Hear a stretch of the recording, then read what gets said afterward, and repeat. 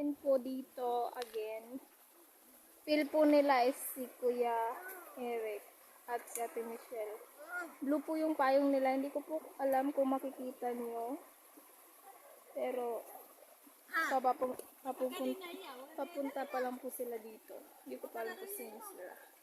Pero, ito po yung papa kong masipag.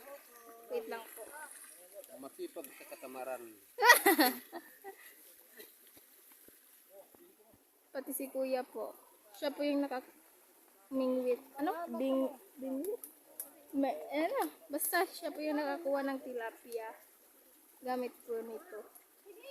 Feeling po, diba? Filipino style. Oh, tapos na po sila. Magsarak yan, may jeep. Andun po ipapakita ko po yung... Oh my God, mainit po. Babak. Damo mga uwat rin sa ragwayan ko. Ito po. Sorry po. So, papatingin ko po sa inyo. Babalik na po ako. Papakita ko po yung kumpay na pinupuntahan ng maraming tao. Doon po yun. Yan. Diyan po, dito. Diyan. Pupunta po kami maya-maya or